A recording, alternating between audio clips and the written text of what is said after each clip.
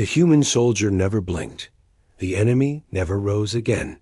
The Krell Armada had conquered 17 star systems in 6 months.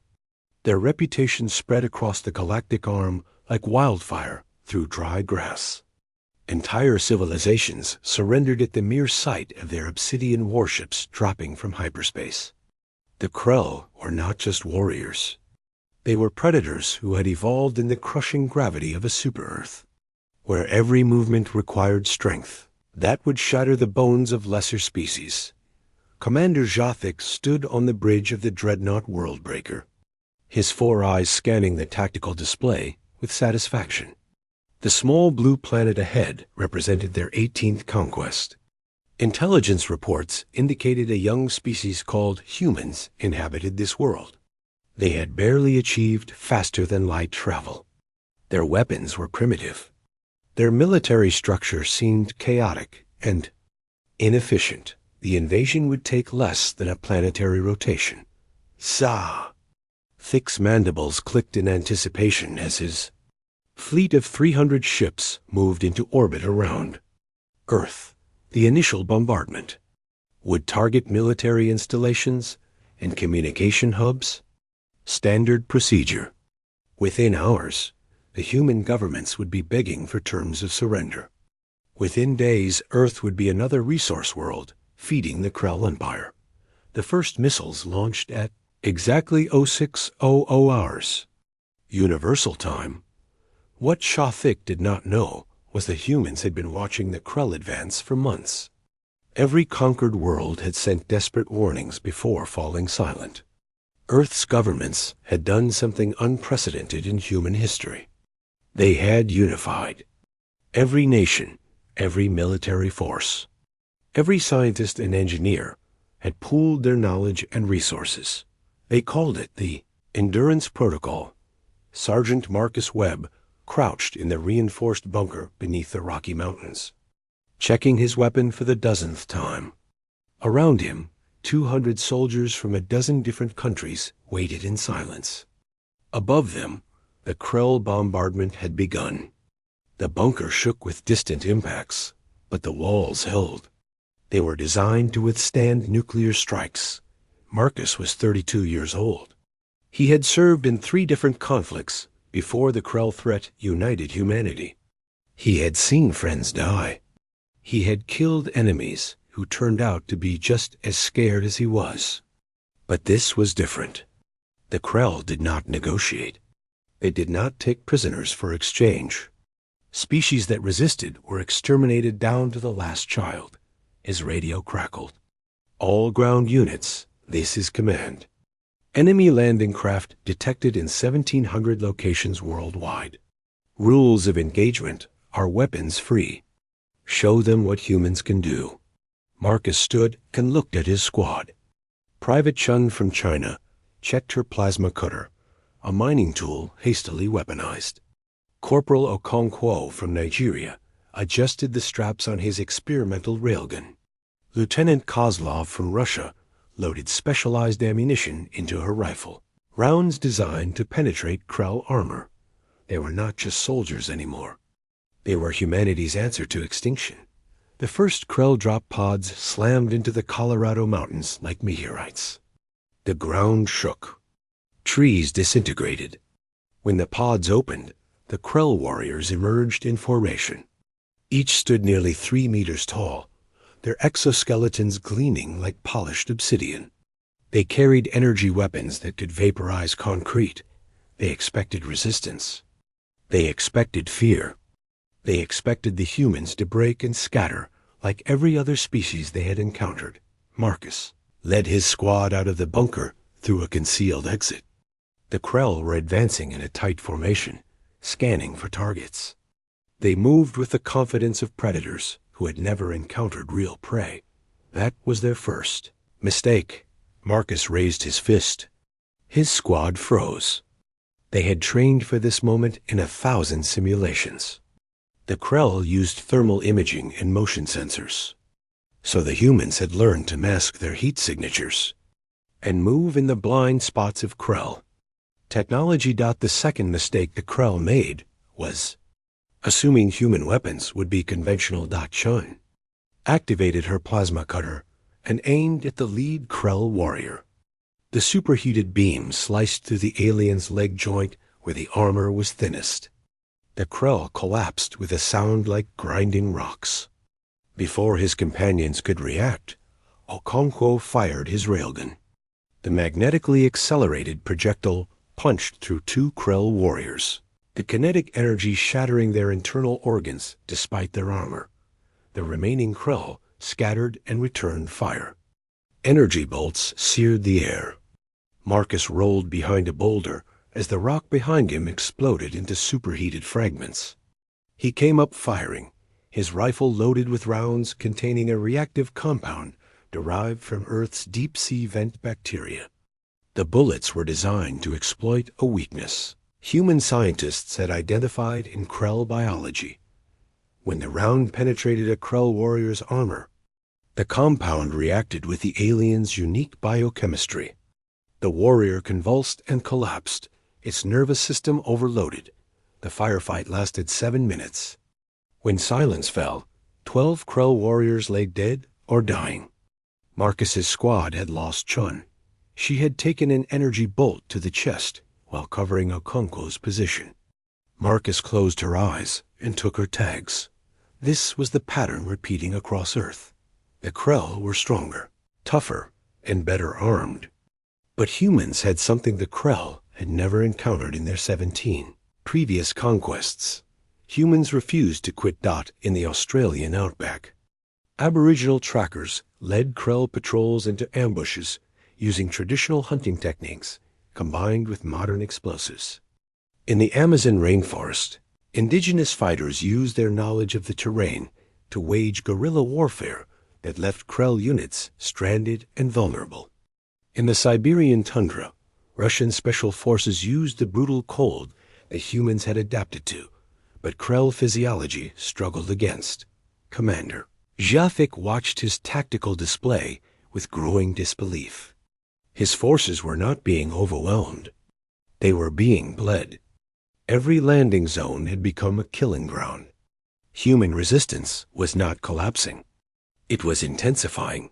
He ordered reinforcements to 7 critical zones. The Krell warriors deployed with heavier weapons and support vehicles.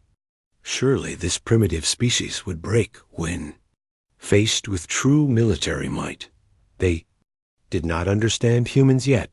Marcus and his reformed squad were assigned to defend a civilian evacuation route in what remained of Denver. Krell heavy armor was advancing, massive walking tanks that could level buildings with their main cannons.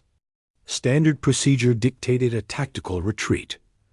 Marcus looked at the stream of refugees, families carrying children, elderly people helped along by volunteers. He thought about Chun, who had died buying seconds for her squad. He thought about every human who had ever stood between the innocent and the monsters. He activated his radio. "Command, this is Webb. We are holding this position. Sergeant, you don't have the firepower to stop heavy armor." Marcus watched the Krell tanks approaching, their weapons charging. He smiled grimly. "Then we better get creative." His squad had commandeered a construction site. They had explosives, industrial equipment, and most importantly, they had desperation sharpened into a weapon dot as the first Krell tank entered the kill zone. Marcus triggered the demolition charges they had planted in the surrounding buildings. Thousands of tons of concrete and steel collapsed onto the armored column. The tanks were tough, but they were not invincible. 2 were buried immediately. The third tank's main gun swiveled toward Marcus's position. He did not run. He did not blink. He raised his weapon and fired at the sensor array, knowing it would not penetrate, but hoping to blind the gunner for just a moment. Okonkwo fired his railgun at the same instant, targeting the tank's exposed tread mechanism. The projectile shattered the drive system. The tank lurched to a halt. Lieutenant Kozlov and her team emerged from a subway tunnel directly beneath the disabled tank. They attached shaped charges to its underbelly and retreated. The explosion tore through the thinner bottom armor, cooking off the ammunition inside. The remaining Krell forces in that sector withdrew. It was a small victory.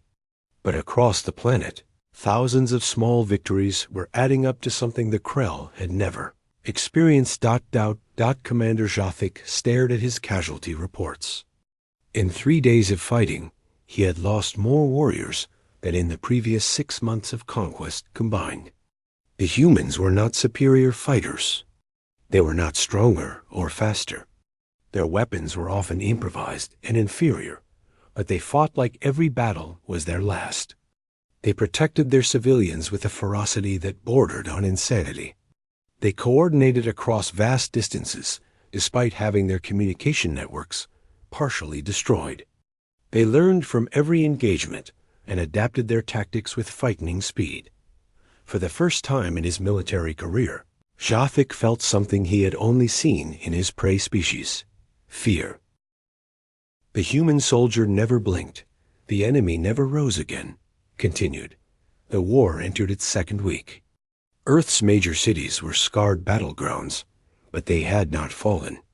The Krell Empire's High Command convened an emergency session across light years of space. Commander Jathic stood before the holographic projections of the 5 Grand Admirals, his career hanging by a thread. "You told us this world would fall in days," Grand Admiral Kronak rumbled, his image flickering with barely contained rage. "Yet we watch our finest warriors dying to primitives with chemical propellant weapons." Jathic kept his posture rigid. "The humans are unlike any species we have encountered.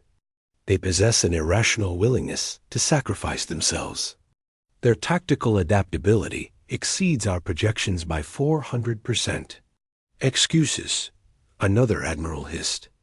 "Deploy the Reapers. Burn their cities from orbit if necessary.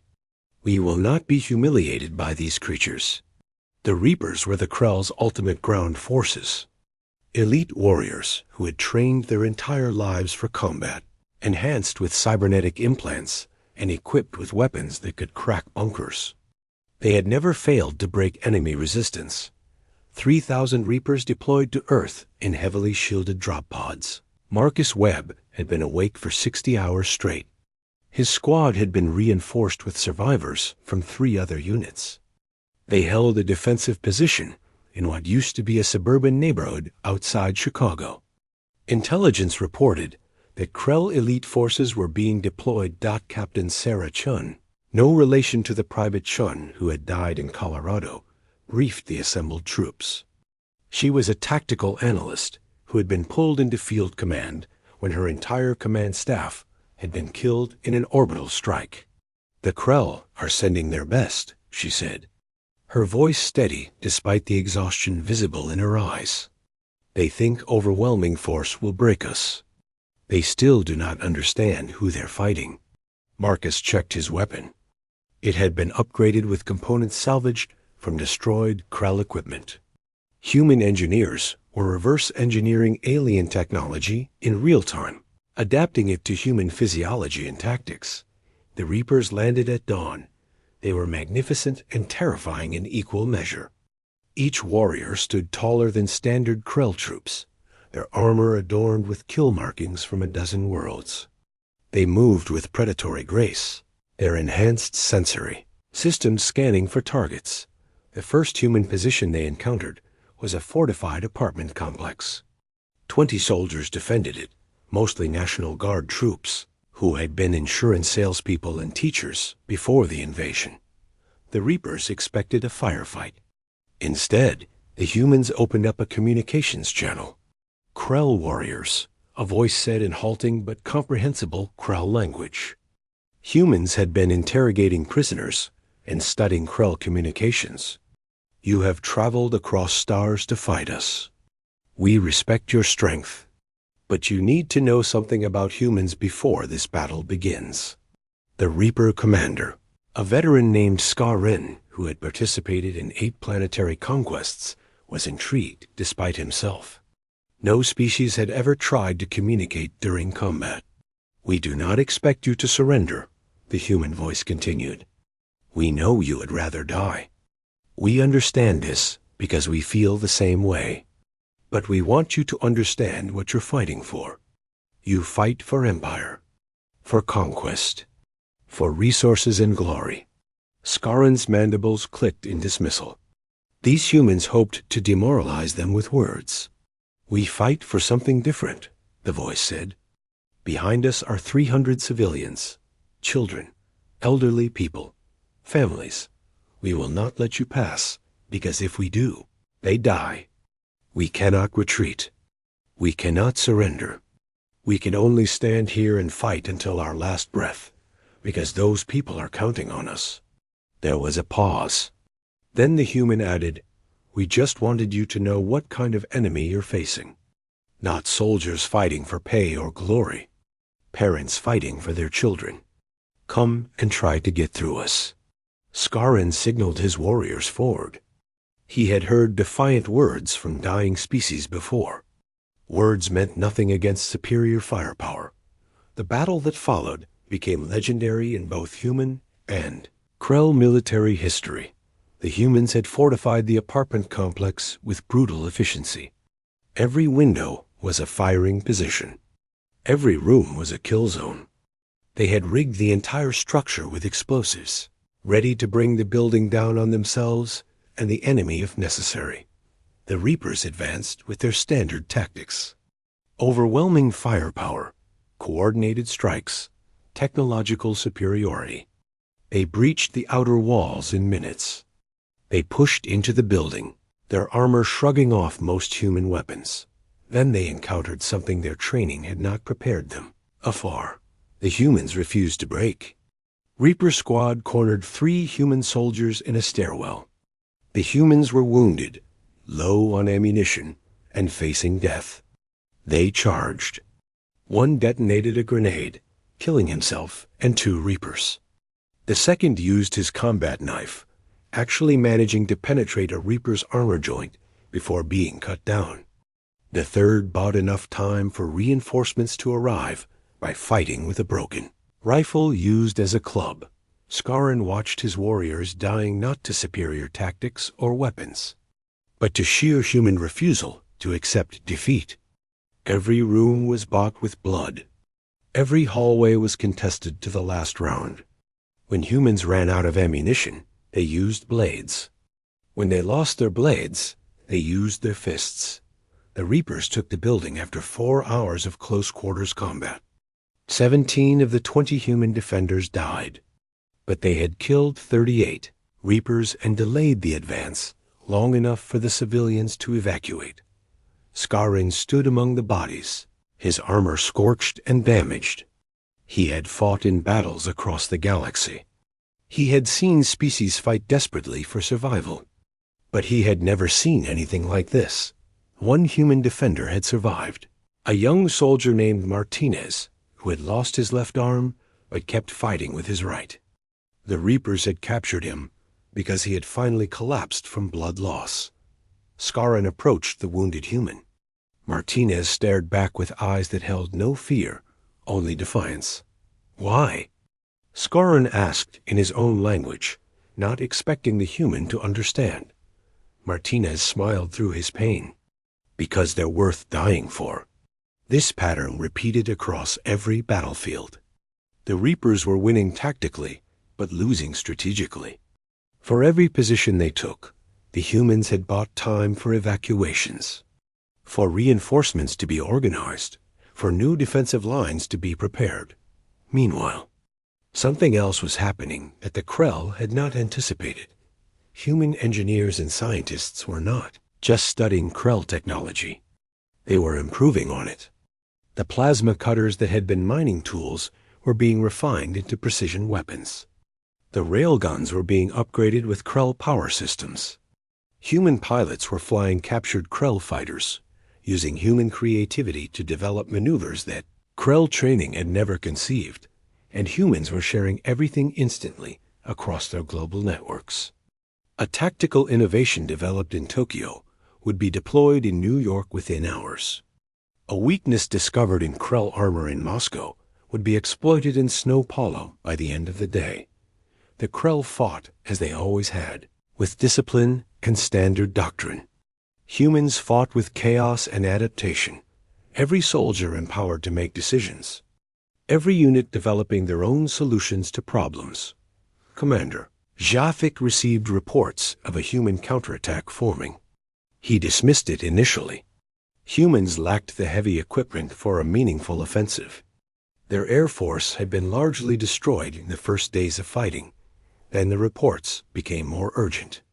Humans were massing forces, not in military formations, but in civilian vehicles. Trucks, buses, even private cars had been armored with scrap metal and equipped with salvaged Krell weapons. Thousands of civilian volunteers were joining the military units, bringing hunting rifles, construction equipment, anything that could be used as a weapon. It was not a military counterattack. It was a popular uprising, armed with alien technology.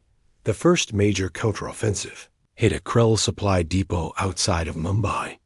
The depot was defended by 200 Krell warriors and considered impregnable. 5,000 humans attacked it. They came in waves, absorbing casualties that would have broken any other species, constantly adapting their tactics. When frontal assaults failed, they tunneled underneath. When the Krell deployed energy barriers, humans used simple rope and grappling hooks to go over them. When Krell air support arrived, human volunteers with Krell anti-aircraft weapons shot them down.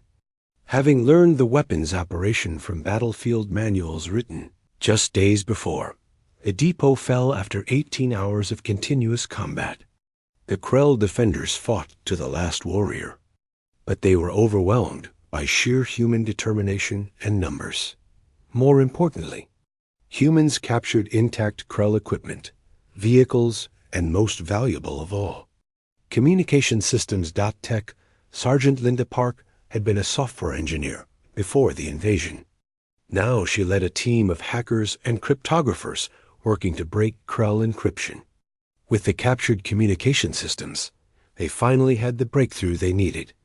Within 72 hours, human forces were listening to Krell tactical communications. The war was about to change again. Marcus Webb's squad was assigned to a rapid response unit. They moved and captured Krell transport vehicles, used Krell weapons alongside their human equipment, and coordinated strikes using Intelli. The human soldier never blinked. The enemy never rose again. Continued.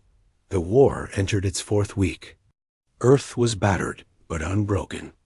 The Krell Empire faced a crisis that threatened to unravel centuries of military doctrine. Species across the galaxy watched with growing interest. If humans could resist the Krell, perhaps others could too. Commander Jafik had been recalled from planetary command to the flagship Eternal Dominion, where Grand Admiral Kronak personally oversaw operations. The Admiral's rage had cooled into something more dangerous: calculation. "We have committed 40% of our frontline forces to this single world," Kronak said, his 4 eyes fixed on the holographic display of Earth. "Our other territorial holdings are becoming vulnerable. Subject species sense our weakness." Jafik remained silent. There was nothing he could say that would not sound like excuse-making. "The Grand Council has authorized total planetary sterilization," Kronak continued. "We will glass this world from orbit and be done with these troublesome creatures." But even as the order was given, something else was happening in the depths of human resistance. Scientists, military strategists, and civilian volunteers had formed a desperate plan. They called it Operation Prometheus. Dr. Elizabeth O'Coffer had been a theoretical physicist before the invasion. Now she worked in an underground laboratory beneath the ruins of Geneva, racing against time. Her team had been studying Krell faster than light, technology from captured ships. The Krell used a quantum displacement drive that created temporary wormholes through compressed spacetime. It was technology centuries beyond human science. But humans had something the Krell did not: desperation-driven ingenuity. "We cannot replicate their drive system," Elizabeth explained to the Joint Military Council via encrypted channel. But we can disrupt it. Krell ships use synchronized quantum anchors to maintain stable wormholes. If we can generate an interference field, we could trap their fleet in orbit. General Thompson, representing the Unified Military Command, leaned forward. How long would it hold them? Unknown. Could be hours. Could be days. But it would prevent them from escaping before we execute the second phase. And that phase is? Elizabeth's expression was grim. We take the fight to them. We board their ships. The plan was insane.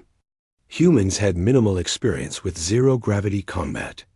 Krell ships were designed for their physiology, with corridors too tall and gravity too high for human comfort. The enemy would have every advantage, but Earth had no other options left. Sergeant Marcus Webb received his new assignment with the same steady calm he brought to every mission. His squad would be part of the first boarding wave, targeting a Krell cruiser designated Echo 7. Their objective: reach the ship's reactor core and plant a captured Krell fusion device. They would be flying in Krell assault shuttles, captured during ground operations. Piloted by human volunteers who had learned to fly alien spacecraft through trial and error.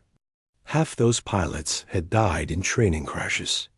The survivors were good enough to try. Marcus gathered his squad in the staging area, a converted subway station deep beneath New York. These were not the same soldiers he had started the war with. Most were dead. But the replacements fought with the same determination, fueled by the knowledge that every human alive was counting on them. Private Jackson, 19 years old, checked his magnetic boots for the third time. Corporal Williams, a former firefighter, tested the seal on her pressure suit. Lieutenant Kozlov, one of the few originals still alive, methodically loaded armor-piercing rounds into her rifle. "Listen up," Marcus said quietly. The squad fell silent. "We have been through hell together. We have fought impossible battles and survived. This mission is more impossible than anything we have faced.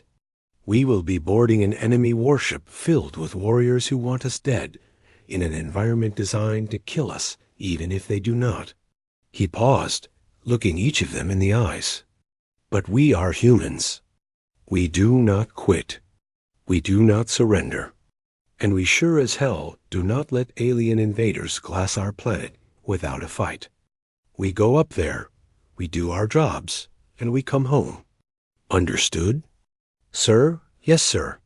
The response was crisp and unified. Operation Prometheus launched at 0400 hours. Dr. Okoffer's team activated their quantum interference generators, massive devices built from scavenged Krell technology and human innovation. The effect was immediate. Krell ships attempting to enter hyperspace found their drives failing. Quantum anchors destabilized. Wormholes collapsed before forming. The entire fleet was suddenly trapped in Earth orbit. Grand Admiral Kroenek watched his tactical display with disbelief. What have they done? Before his officers could respond, the sensors detected launch signatures. Hundreds of small craft were ascending from Earth's surface. Assault shuttles, captured Krell vessels, even modified human spacecraft never designed for combat. They were heading straight for the Krell fleet. "They are attacking us?" Kroenek's mandibles clicked in confusion. "With what forces?" "They have no fleet, no orbital capabilities."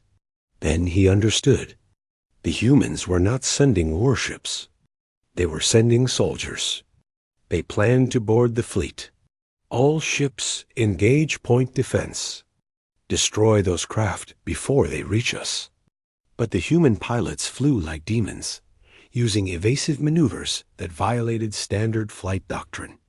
They scattered in chaotic patterns that made targeting difficult. They used debris from destroyed satellites and wrecked spacecraft as cover. They accepted horrific casualties and kept coming.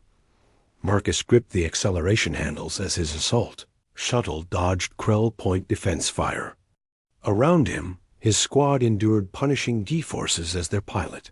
A former airshow performer named Rodriguez threw the shuttle through impossible maneuvers.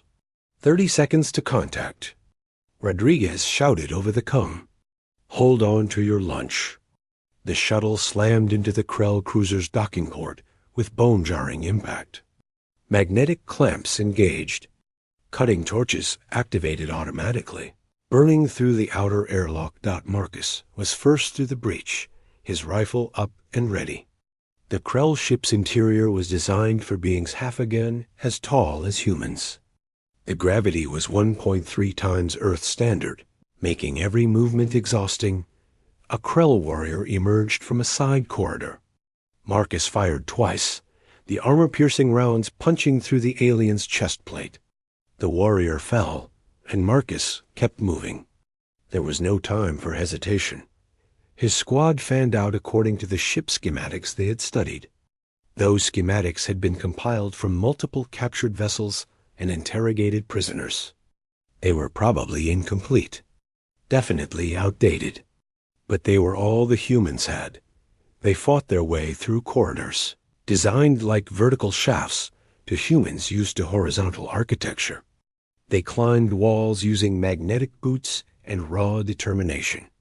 They engaged Krell defenders who had every advantage except one: willingness to die for the mission. Corporal Williams died buying time for the squad to cross an exposed junction. Private Jackson lost his left leg to a Krell energy weapon, but kept firing until Marcus could drag him to cover.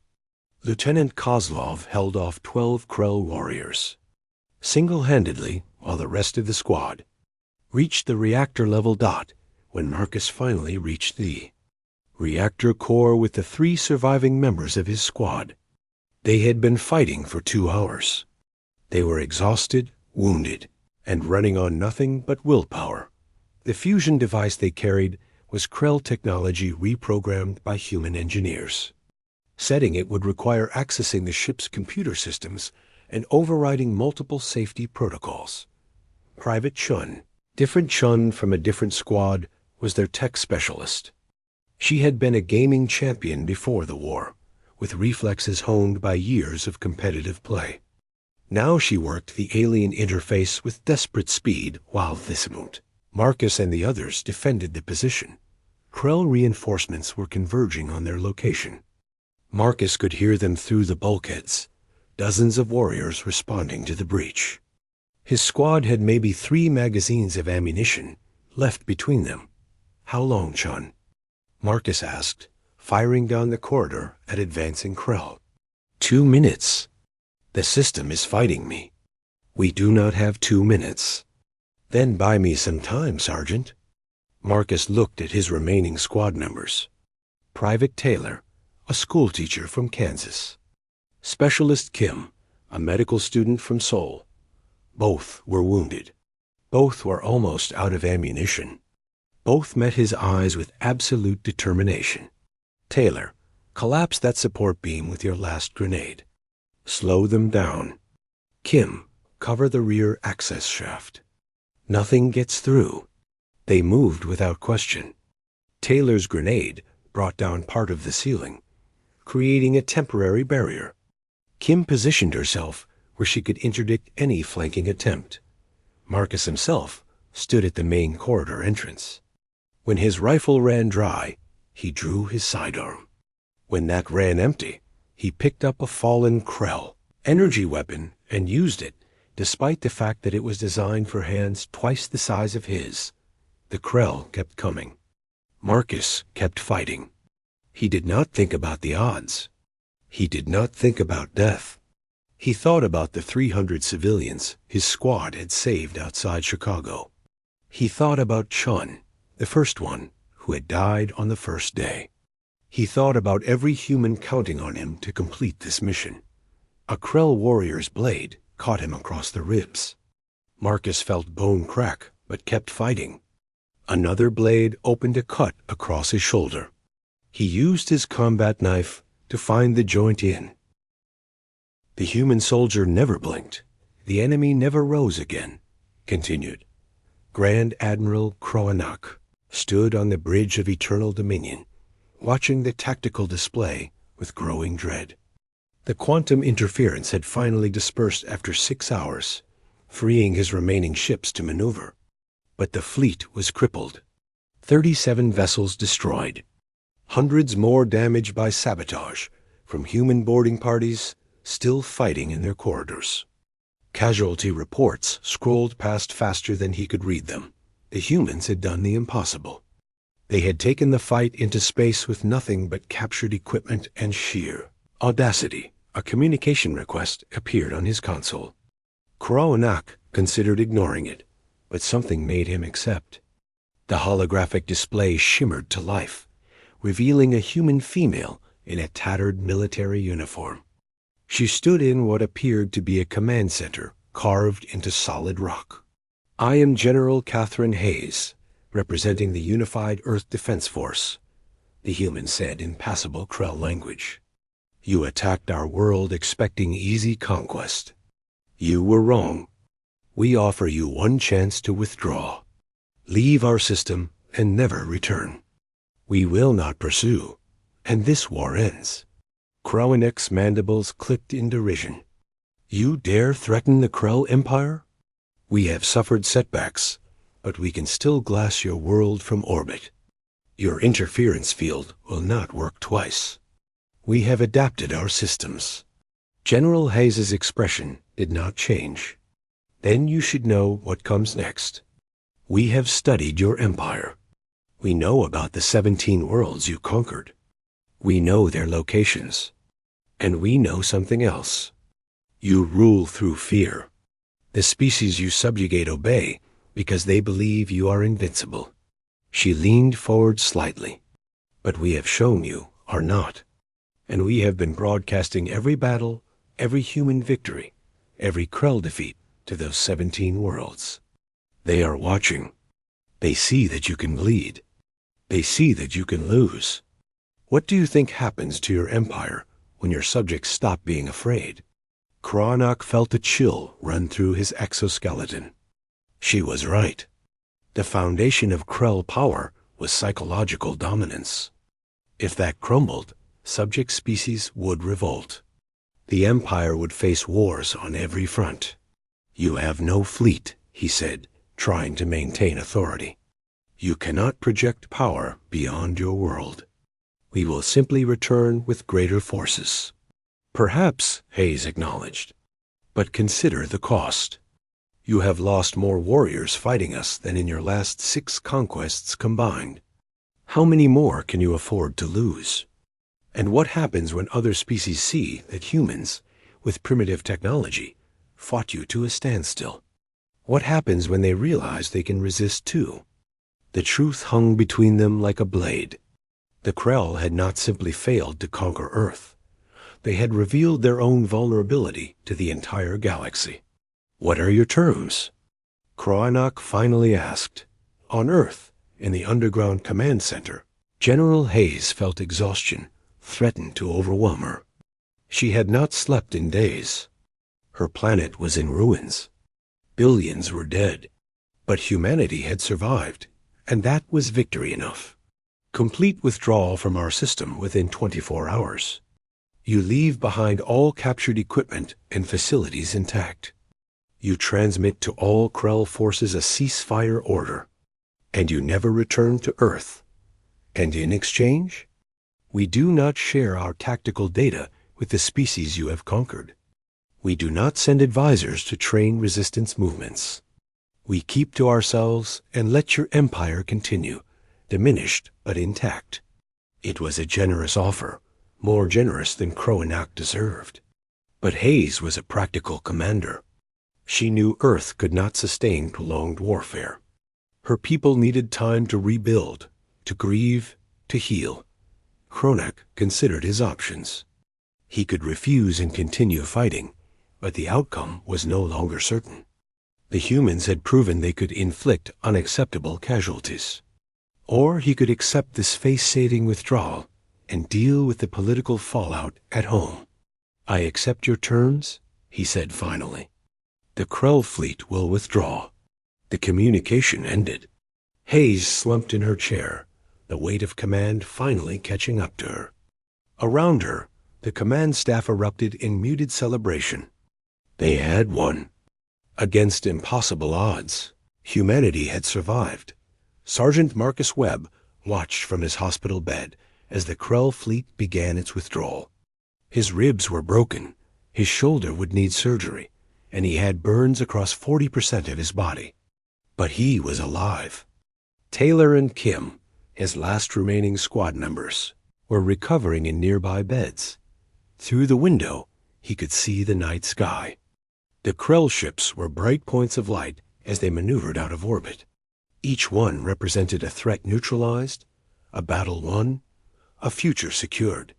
A nurse, a volunteer who had been treating wounded soldiers for 4 weeks straight, came to check his vitals. She smiled tiredly at him. "The war is over," she said. "We won." Marcus nodded slowly. "We did not win. We survived. There is a difference. Is there?" She adjusted his fore. "We are still here. They are leaving. That seems like victory to me." Maybe she was right. Maybe survival was victory when the alternative was extinction. Marcus closed his eyes and let himself rest for the first time since the war began. Across Earth, similar scenes played out. Soldiers who had not slept in days finally allowed themselves to collapse. Civilians emerged from bunkers and shelters to see sunlight. Engineers began the overwhelming task of rebuilding infrastructure. Medical teams treated the wounded and counted the dead. The cost had been staggering. 30% of Earth's population had died. Every major city bore scars of battle. Economic systems had collapsed. Political structures had been torn apart and hastily reconstructed. But humanity endured dot in the weeks that followed. Something remarkable happened. The subject species of the Krell Empire, watching humanity's resistance, found their own courage.